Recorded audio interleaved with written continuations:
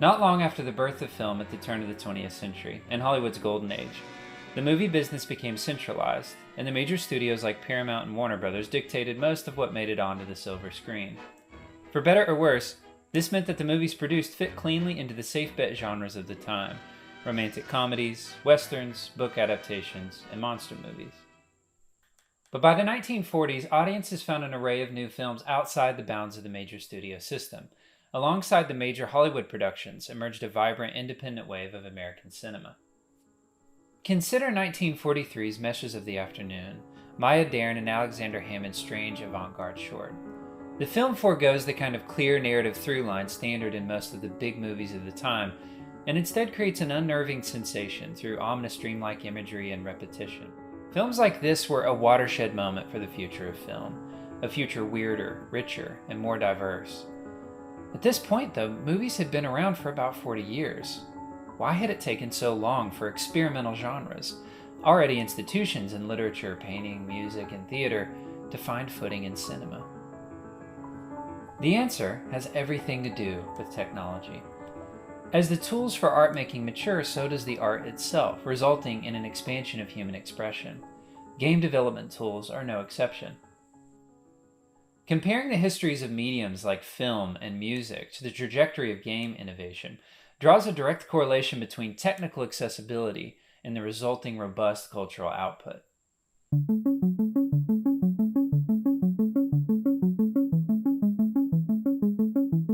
The first commercially available film machine was Edison and Dixon's kinetoscope, a large stationary piece of equipment requiring significant technical know-how to operate and an even more significant bank account. The original 1893 model sold for around $350, and adjusted for inflation, that's about 10 grand today. Needless to say, the earliest public film experiences were necessarily created by those with a wealth of time and money. But by 1935, innovations in film recording and projection opened the door to an entirely new class of aspiring filmmaker. This is the Bolex H16, the camera used for Meshes of the Afternoon, and a camera radically different in accessibility and form from the kinetoscopes popular only 30 years prior. It was much cheaper and, more importantly, much easier to operate than the cameras of previous decades. It quickly became a favorite of independent artists and served to democratize the process of movie making. In turn, this specific innovation sparked a change in the very way film is used to explore the human condition, as new artists looked to the medium and its increasingly accessible tools. Without the digital shift in the last 20 years, we wouldn't have films like Tangerine, or directors like Joe Swanberg or Greta Gerwig. So, where are we with the tools used to create interactive media? We've seen more than 40 years since the invention of the first video games. Have the design tools innovated enough to democratize the medium for would-be game designers to expand the bounds of the medium itself? The short answer is almost. But game creation tools face two design obstacles more difficult than any other medium has faced before. The first is complexity. Analog creative tools like the guitar more or less lay bare their function. Turning a guitar over in your hands and plucking a string quickly acquaints a user with what a guitar does and how it could be used. A hammer and chisel attest to a sculptor's work. A paintbrush is transparently useful in spreading or applying paint. But with the advent of machine art like cinema came obfuscation of how that art might be made. The Bolex H16, for example, clearly records images to film wherever it's pointed, but likely remained for most users a literal black box, obscuring the science behind the recording process. By simplifying the complex process of filming, the handheld movie camera served as both an invitation to new creators and a veil to understanding the process. This was only exacerbated by the digital age. If the iconic tool of the Industrial Revolution, the loom, mystified unacquainted onlookers with its intricate movement and sophisticated choreography, it stands to reason that the iconic tool of the digital age, code, with its technical grammar and inscrutable syntax, would divide makers from users once and for all. An untrained look at digital creation tools, usually a programming language like Java, feels of a magnitude more alienating and confounding than something like a guitar. Thus, digital games built on digital languages have a massive barrier to entry. They've always suffered under this conception. A 1983 New York Times article about the arcade machine, one of the first examples of game design software, reads, "Designing video games is an arcane art. The secrets of whose craftsmanship reside within the very machine code of the computer itself. It's an intellectual feat equivalent to batting 400. Are these languages needlessly complex? Of course not. There's a barrier to entry only because computers are capable of so much. During his 1980 Turing Award lecture, Tony Hoare, always an advocate for simplicity in programming, conceded that programmers are always surrounded by complexity. We cannot avoid it. Our applications are complex because we are ambitious to use our computers in ever more sophisticated ways. And so, the job of democratizing game design has the first problem of making a simplifying tool like the Bolex H16, but for a process much more elaborate than recording images to film. A process that involves rewriting the invisible rules of interaction. The next game design obstacle is a bit more philosophical. This is a basketball, but it isn't the game of basketball. Neither is the court, or the hoop, or even the teams. Those are just components needed to play the game. Basketball, as a game, is just a set of rules. And as a result, it's invisible. Sure, you can watch a game of basketball as it happens, but when you do, you're just watching the players reenact a given rule set. Much like a performance of Hey Jude isn't the song itself, just a manifestation of the standards crystallized by the Beatles.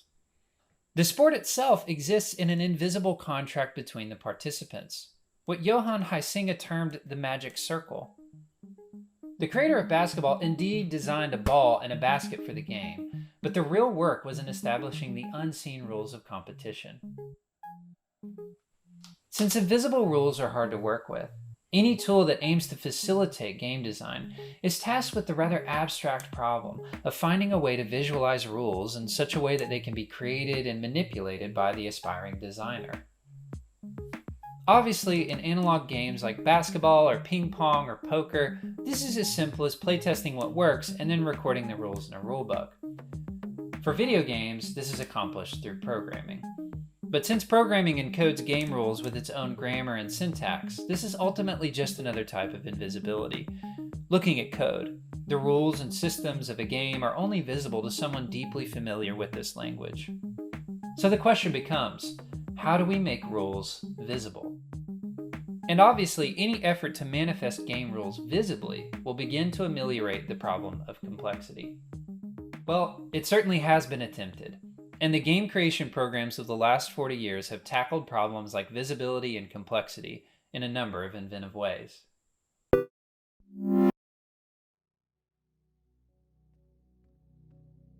This is a game called Munibot. It's a pretty straightforward mix of Paperboy and Tony Hawk's Pro Skater. The player controls a robot that lives underneath a small town and is tasked each day with recovering any lost items that the townspeople may have misplaced and delivering the mail. That's the Paperboy part. The catch is that Munibot only has 90 seconds worth of battery life before he needs to return to his charging pod underground. This gives each task list a session timer, similar to Tony Hawk. Munibot runs faster on roads, sidewalks, and rooftops, and is awarded a grade based on time at the end of each day. You probably haven't heard of Munibot because, unlike all the other games I reference on this channel, I made it. Using Media Molecule's game creation tool Dreams, over the course of about a month, I made the character, environments, music, animations, effects, and mechanics.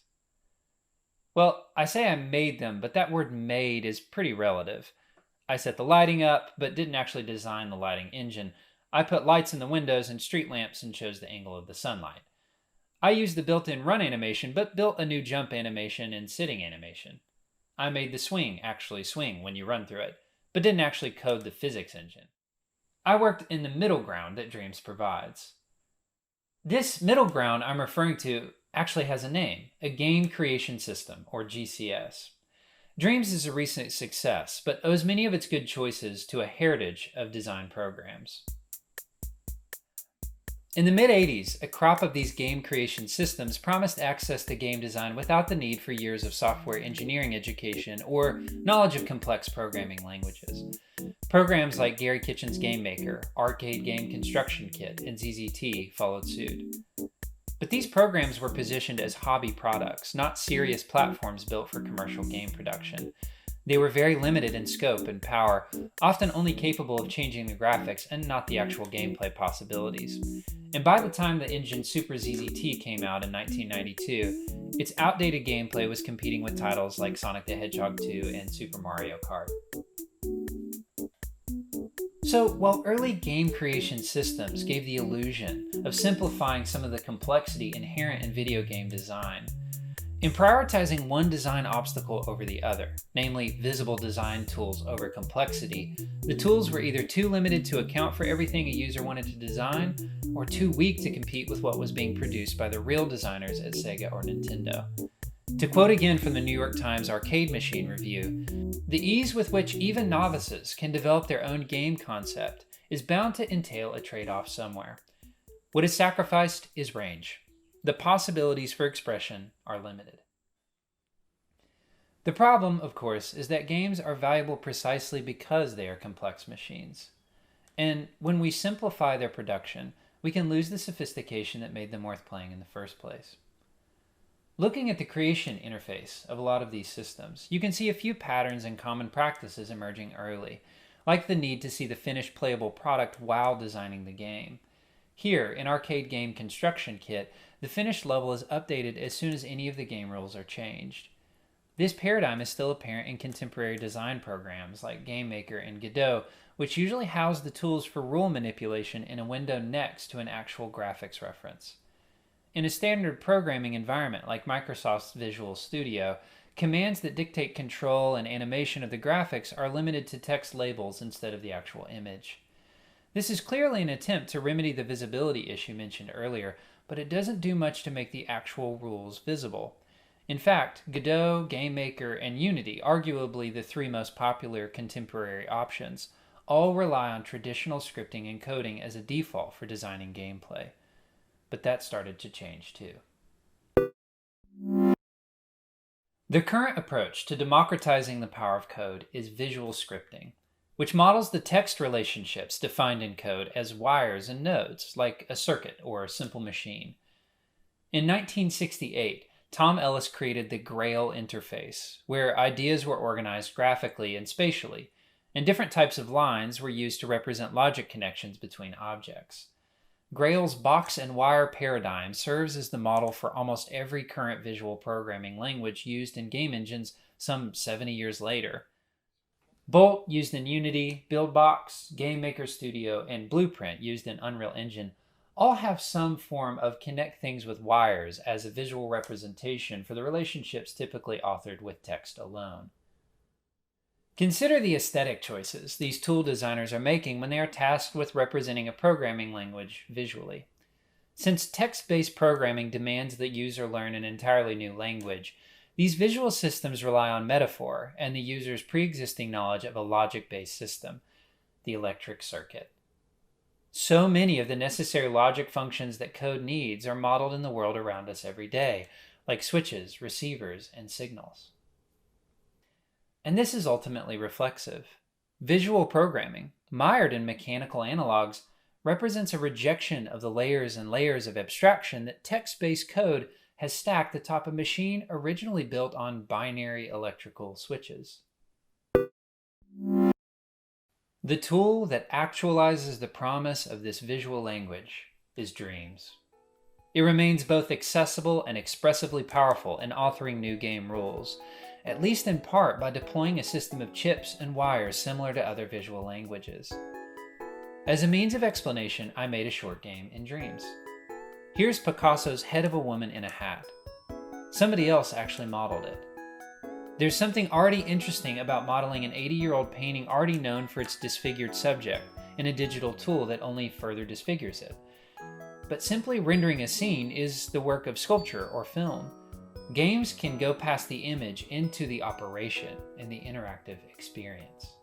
At first, the painting is somewhat recognizable at the far end of a room in its original form, But as the viewer's avatar gets closer, the painting even further distorts itself. It blurs and obscures the original.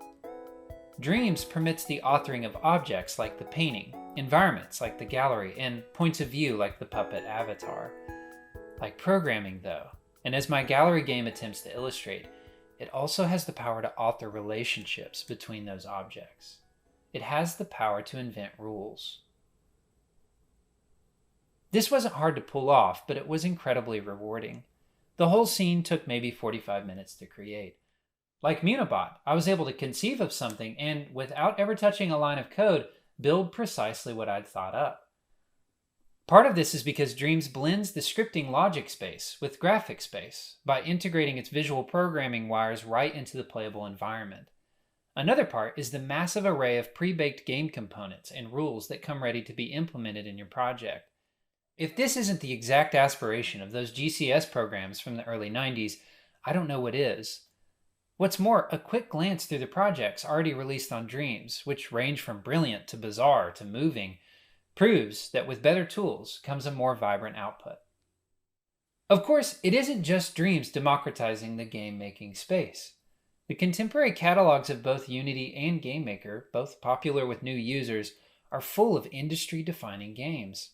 And even much simpler tools like Bitsy on itch.io or Sock Stories by Sock Pop Collective are packed with possibility. Given the dense problems cursing game creation tools, game design may never have its Bolex H16. The complexity brought on by digital power isn't so easily answered. But thanks to tool innovation, the barrier between the game player and the game maker is thinner than ever.